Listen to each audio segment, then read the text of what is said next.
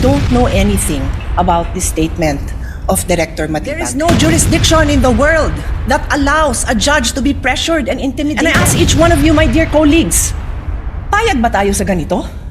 Ganito na ba tayo dito ngayon? With all due respect, Mr. Presiding Officer, I ask that we play it. I want to see what this witness is doing. Ito ang balita ngayon. Trending at pinag-uusapan ngayon sa mundo ng social media. Ang di umano'y balitang. Ito ang balitang dapat malaman ng taong bayan na pilit tinatago at pilit ayaw di umanong ipalabas ng mga bayarang media sa palasyo, Kamara at Senado sa publiko. Pero bago ang lahat, kung bago ka pa lamang sa channel na ito at kung gusto mo ang mga balitang politika, ay please huwag kalimutang mag-like, subscribe at i-click ang notification bell para mas maging updated ka palagi sa lahat pa ng mga bagong video na i-upload namin. At ito na nga mga kababayan. Presiding Officer, I assume most of my colleagues, like me, were busy studying the lengthy memorandum filed by each of the parties. For the record, 30 plus pages, more or less double space yung sa prosecution. Kaya by the time I got to the defense, para na ako maduduling kasi mahaba na nga yung 30 pages na double space. Napunta pa ako sa single space. Okay lang yun, kasama sa trabaho yun. Pero that's how lengthy the documents were. And I slept at 2 a.m. Hindi kasama to sa explanation ko. Di ako nagyayabang or anything. It's our job. And I'm a night person, so normal sa akin yun. And then in the morning, tuloy ulit. Sent my staff questions, asked for more details, and then we worked together throughout the morning until it was time to come here. So I don't know anything about this statement of Director Matibag. But it bothers me to hear this.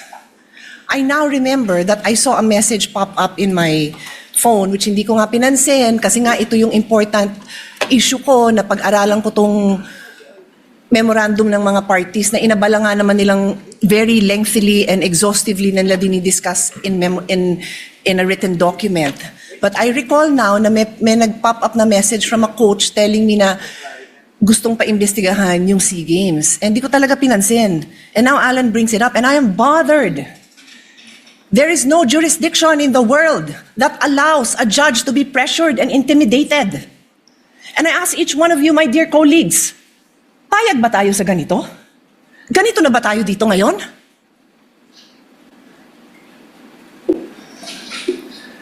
Don't we want a better country for our children?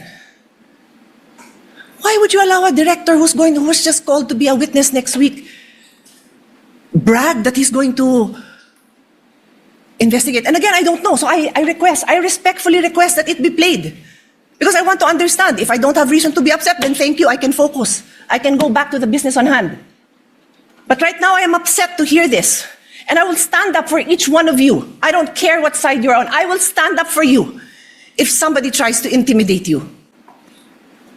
So with all due respect, Mr. Presiding Officer, I ask that we play it. I want to see what this witness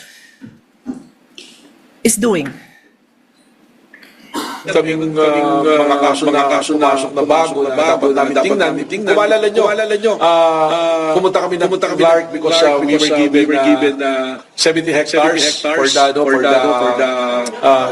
NBI Academy. So magkaroon kami ng relationship sa Clark. Nakita namin yung parang sports complex na ginamit yung sa Philippine Cities Organizing Committee. Well, nakarating sa amin, may titingnan kami rito. Kailangan kami investigahan. Dahil nakarating kami dito, billion pala yung pumasok dito na pera na unliquidated. At merong private company dito na involved na binayaran ng 10 billion at ang pagbabayad insertion sa GAA na hindi binayad. So ito imbestigahan. Malaking kaso rin ito. Ay ba pa yun? Yung sa Caldero na kaso, I think it's ongoing pero sisilipin na rin namin. Ito yung tungkol dun sa it's a Malaysian company na sila yung nag-build dito parang support area na to. Walang bidding. Tapos nabayaran ng mabilisan na 10 billion yung halaga. Congressional insertion. So, sisilipin namin to. Katunayan, meron kaming mga kaso na pumasok na bago na dapat namin tingnan. Kung maalala nyo, pumunta kami I think that's it. because we were given I think that's it. 70 hectares for the NBI Academy. So magkaroon kami na rin. Senator Judge Pia Cayetano is recognized. Rest assured, Mr. Presiding Officer and dear colleagues and parties, I will not belabor this point. I will not stay long. But clearly, from the statements of Director Matibag, malaki daw kaso to. Naimbestigahan na niya? Alam niya ng malaking kaso? Paano niya nalaman? So sa akin lang, Mr. Presiding Officer, simple lang eh. What was the intention here? To distract the minority floor leader, who is one of only two lawyers right now, because our other lawyer was already carted off somewhere. So dalawa lang kami. So you wanna distract him. So ako na lang ang tatayo dito. Hindi na siya makakapag-aral. Yung ba intention? Because it is clearly the intention. The fact that he has to stand up, the fact that I have to stand up, the fact that Senator Robin has to stand up, he is distracting us from our job. As Senator Alan said, he could do it quietly. Go ahead. Anong purpose niya? Nagyayabang siya? What's the purpose? Is he trying to intimidate us not to ask him tough questions when he is our resource person next week? I do not know. But those statements, those actions are not acceptable, possibly contemptible. So I ask the presiding officer and you, my dear colleagues, let's think about this clearly. I will stop now. As Senator Pangilinan said, we can take this up on Monday. Salamat na pinagbigyan niyo ako na mapanood natin at pag-isipan natin. Na gano'n na lang? Pag may pinatawag tayo sa witness stand, abangan natin na magpe-press kung ano-ano pagsasabi tungkol sa atin? I didn't have enough time to research. But clearly, I know that there's jurisprudence that does not allow a judge to be intimidated. And if hindi pa nanakot yun, then I don't know what is. Kung hindi pa ninindak yun, then I don't know what is. Hindi tayo sensitive. Sanay tayo dito. Pero alam din natin kung pinapatamaan tayo, di ba? Alam natin yun. Hindi tayo tanga. O so paano? Sabihin ko ngayon sa kanya, manda ka sa akin ngayon. Pagdating mo, ganun ba? Gaganti na lang ako. Hindi ako ganun. Kilala niyo ako. For how many years ako tumayo dito? Hindi ako nanggaganti. Hindi ako mababaw. Pero I'm asking you, dear colleagues, wag tayong papayag. The Filipino people deserve better. We deserve better. Thank you. Thank you, Senator Judge Pia. What is the pleasure of Senator Judge Alan Cayetano? Yes, I didn't know we were going to play it, but just for the record, there's no issue with the Qualdron because it was paid by the private sector. There was no public money used, and it was designed by the firm of a national artist. So much so that that same firm, I don't know when we started to hire them, whether it was the time of Senator Lacson as the Committee of Accounts for the new Senate building or the time of Senator Nancy. But until now, there's engagement. So it's so easy to find out. No? But can I shift to the topic at hand? Just one manifestation for the whole Senate regarding the oral arguments. We have not yet called the journal and called the court. Yes. So called at the case. proper time, I just want to. Yes, you may do so at the proper time. What is the pleasure of Senator Judge Padilla? Yes, sir. Magandang tanghali po sa ating tagapamahalang hukom Magandang hapon din po. at sa atin pong Ginoong Pangulo. Nais ko lamang po magbigay ng isang maiksing manifesto. The gentleman has 2 minutes. Maraming salamat po. A'udhu billahi minasyaitanir rajim. Bismillahirrahmanirrahim. Mga mahal kong kasama, nais ko lamang pong idulog sa inyo ang aking nararamdaman, ang isang damdaming masasabi ko pong nagtatanong sapagkat ang mga nangyayari po sa ating hukuman sa mga oras na ito, hindi ko po alam kung ito ba ay eksakto lang na nangyayari o ito po ba ay sinasadya. Katulad po ng pagkakakulong ng ating dalawang senator judge na si Senator Jinggoy Estrada at si Senator Rodante Marcoleta. At ang kagiyat pong pagdating ng aming mga masasabing galing sa ombudsman, sa akin, at kay Senator Alan Peter Cayetano. At kahapon, pagkatapos pong ng isang araw na mabanggit ang patungkol sa pagpunta ng ating mahal na NBI Director sa Bangkok at ito po ay kinwestiyon ni Senator Alan Peter Cayetano, kahapon po ay biglang lumabas ang isang pahayag na iniimbestigahan daw po yung patungkol sa pangyayari noong Southeast Asian Games. Ito po ba ay eksakto lang o ito po ba ay merong dapat tayong pangambahan? Sapagkat, alam niyo po, ako din po ay dapat ay pupunta ng Iran. Sapagkat isinagawa po ang pagbibigay-pugay sa namatay na kanilang leader, spiritual leader. Pero hindi po ako tumuloy dahil may impeachment po tayo. Tanong ko lamang po sa ating mga kasama, dapat po ba tayong mangamba? Dapat po ba kaming manggamba? At tayo po ay parang eksakto naman lahat ito? Hindi ba po tayo ay malayang korte? Tayo po ay may karapatan na binibigay ng konstitusyon na magsagawa po ng pagdinig na ito. Yun lamang po. Maraming salamat po, Ginoong tagapamahalang hukom. The manifestation of Senator Judge Padilla is noted. What is the pleasure of Senator Judge Mr. Cayetano? Presiding Alan? Officer, Rule 6 of the impeachment proceedings is that the rules of the Senate is suppletory, and if there is anything that affects the honor, integrity, or the functions of us individually or as a Senate here as an impeachment court, someone can rise on a question of personal or collective privilege. I won't do that, but may I just respond to what Senator Padilla said, since my name was mentioned and since the investigation announced by the NBI yesterday seems to be pertaining to this person as chairman of the 2019 Organizing Committee of the Southeast Asian Games. May I, maybe in the form muna of manifestation, unless the presiding officer or Senate President thinks that I should elaborate on by asking for time on a personal collective privilege, but I don't want to start that Senator proceeding. Judge Cayetano may make his manifestation. For the record, sir. So, first and foremost, sa sinabi po ni Senator Padilla, I won't ask na ipa-play na yung video, but quite exhaustive yung sinabi ni NBI Director about the Southeast Asian Games. So, if the intention was to have a chilling effect, we already have that chilling effect. May 11, hinabol dito sa session hall na to ng mga ahente ng NBI si Senator Bato.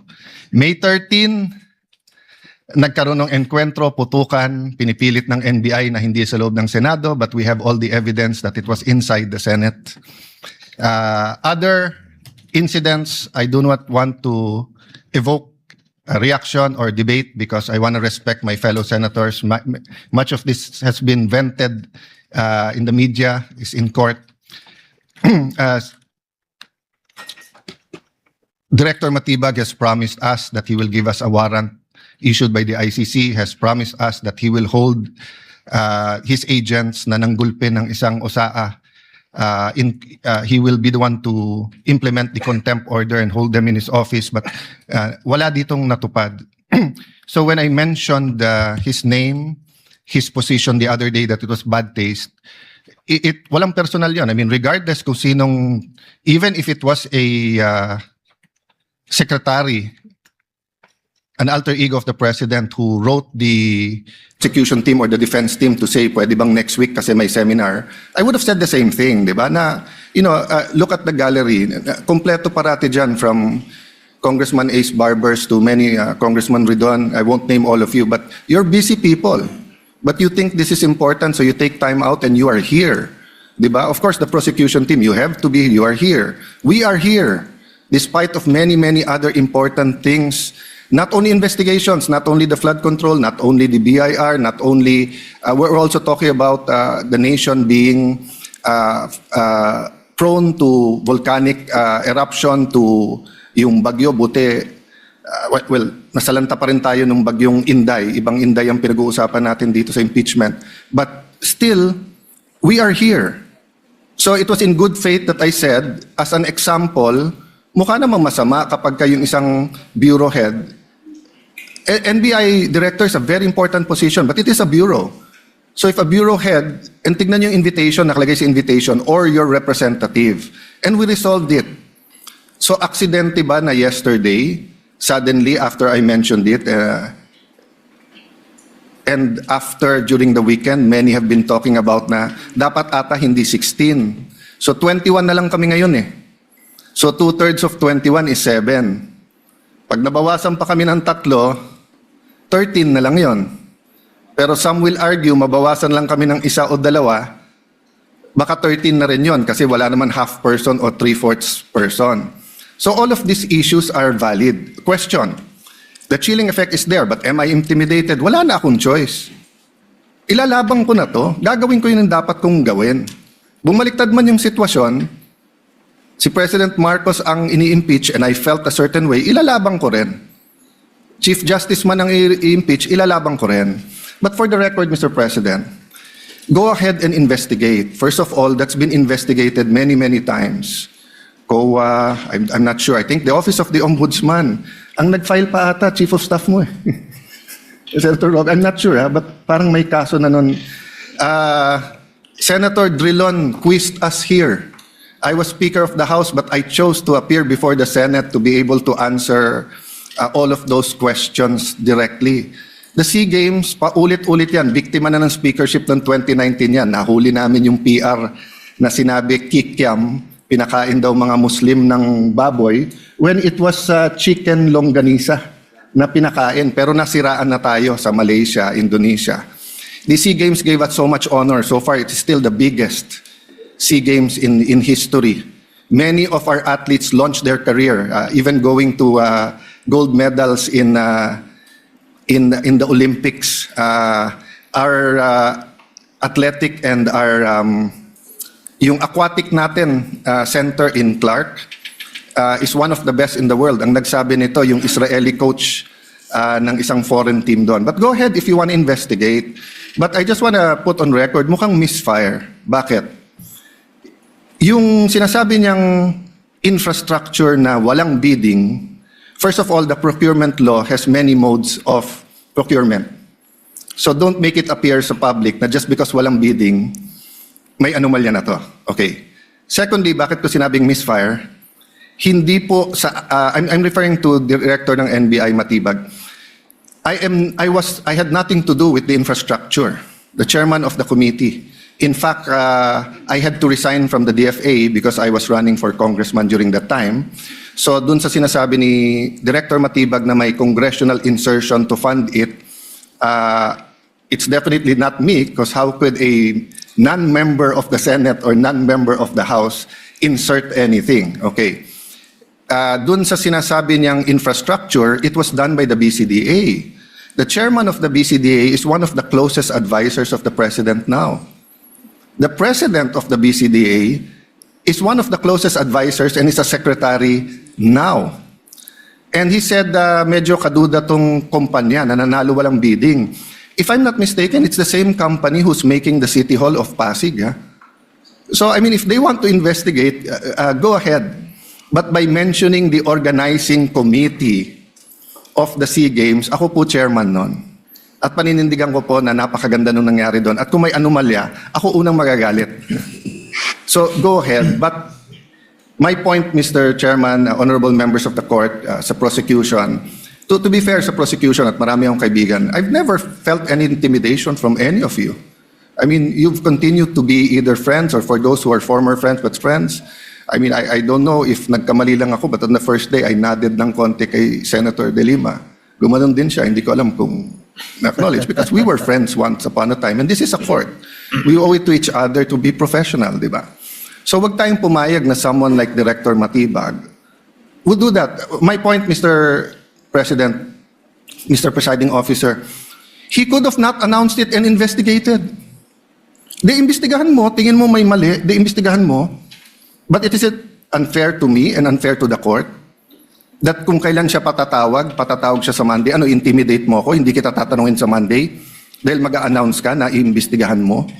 Tapos sasabihin mo may insertion, tapos sasabihin mo hindi liquidated. Liquidated po lahat yun. So, let me talk of unfairness. Hindi ba unfair? Kung ako, babalik rin ko, sasabihin ko, inimbestigahan ko na rin kahapon Ang sabi sa akin, mainit ang ulo ni Director Matibag kasi may contractor na daw yung binigay na lupa para sa NBI at gusto niya sarili niyang contractor. Oh, would that be fair to him? No, it would be a marites accusation. So that's the same thing he announced yesterday. A marites accusation towards me that affects this court because I am now a senator judge. So I hope this is the last time that I'm going to have to speak about this. But definitely, we've been speaking about this, binabawasan talaga kami. Iniisa-isa. Even yung mga vlogger na malapit sa administrasyon, sabi, 2 down, 3 down, may kasunod na. Di ba? So, Mr. President, I want this impeachment to be a test that the 1987 Constitution works.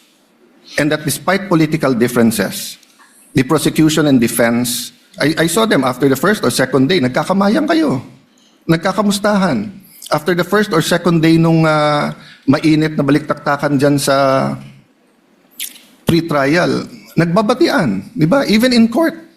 So we can't help but be emotional. We can't help but get mad at what we think is disgusting or sometimes crossing the line. But is there any question that for this verdict, whether it's for conviction or acquittal, to be accepted by the Filipino people, we have to make sure that the integrity of the court is intact.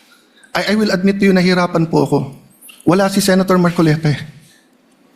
Iilan lang po kaming abogado dito. Si Senator Pangilinan, Senator Cheese, si Aimee is a law graduate, di ba? Pia. Senator Pia, Bam is a second-year law student and I'm encouraging him na tapusin niya. Total review na yung nangyayari ngayon. But it's not easy. 24 lang kami, nabawasan na ng 3. So I hope this issue of the integrity of the court becomes an issue for all of us. No, I'll repeat what I said when I was Senate President. Director, hindi mo kami natibag. So wag mo try itibagin tong representation na to o itong impeachment court because what you're doing is not helping. Investigate whatever you want to investigate. You want to investigate ba't ako nagpatubo ng balbas? Investigate mo, no problem with me. Pero wag mo nang i-announce kasi nga naaapektuhan yung integrity ng court. Thank you for the leeway, Presiding Officer. Thank you, Senator. At yun na nga mga kababayan, ano na ang masasabi mo? Kung mayroon kayong hinaing at komento patungkol sa balitang ito, please comment down below. Pag-uusapan natin yan sa comment section. At kung nagustuhan nyo ang video, ay huwag kalimutang mag-like at i-share na din para mas marami pang makaalam at umabot ito sa marami sa ating mga kababayan. Maraming salamat po!